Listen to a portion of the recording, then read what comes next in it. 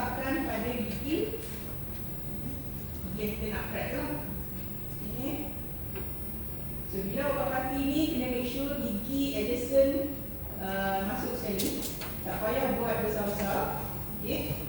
Gigi adjacent masuk sekali. Tak payah buat panjang sangat. As long as dia tebal. Okay. Dia kena tebal dan sturdy lah. Okay. Jadi parti kena prepare dulu.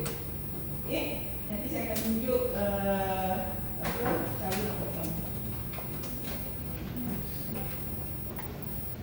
Okay. So tunggu sehingga dia set dan saya akan tunjuk cara potong. Okay. So sementara tu ni awak punya crown. Okay. Ni kita ada crown 2 set ni.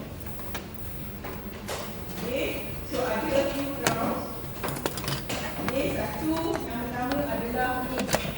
This is football. Okay. Football. And then kalau tengok this is diamond. Okay. Football sepatutnya ada dua. Satu diamond, satu PC. Untuk rapat. Okay. So diamond football dia untuk apa? Kan? Betul kan? Interior. Okay. So football diamond, palatal, interior. Football PC untuk finishing. Palatal, interior. Okay. Kita football. Lepas tu kita ada yang mana satu chamfer, yang mana satu shoulder. Okay. Yang pertama, okay, awak tengok dia punya tip ni. Okay. Hujung tip dia ni. Okay. Kalau dia ada pointed, this one is chamfer. Okay. So this is chamfer. Tapi this is chamfer then actually you can measure lah. Tengok chamfer punya chamfer ni berapa mm. Okay. Sebab nanti dia akan bagi indication lah untuk awak punya preparation. Okay. So kalau yang ni roughly dalam 1 mm. Okay. Sebab ada juga ber, okay, yang chamfer ber yang tebal, ada yang nipis. Okay. So dia punya perbezaan dia, tip dia nak tahu chamfer ke tak, tip dia kena pointed. Okay.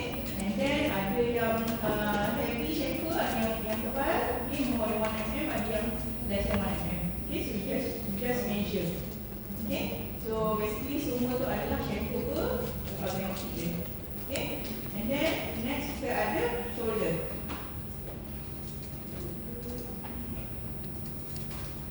Okay. So untuk shoulder ber, dia kena flat.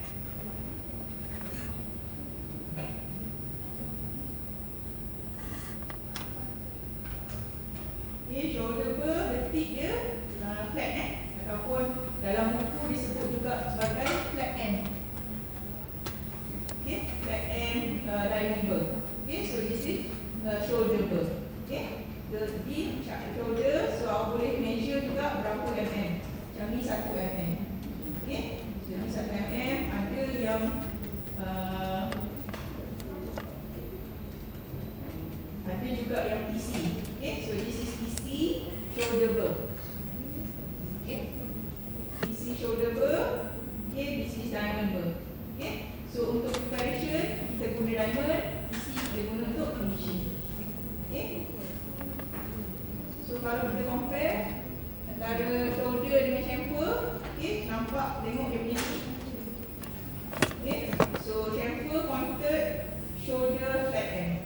Okay. So shoulder digunakan untuk buat shoulder majid, chamfer digunakan untuk buat chamfer majid. So untuk hari ini PFN round kita guna chamfer ber. Okay. Sebab dia adalah chamfer majid. Okay. And then kita ada juga this one is diamond frame shape ber. Okay. Ni kita guna untuk pecahkan semua. Okay. Sebab kita nak elak daripada menjadi pada adjacent tooth. Okay. Untuk ber ada nak tanya? Okay.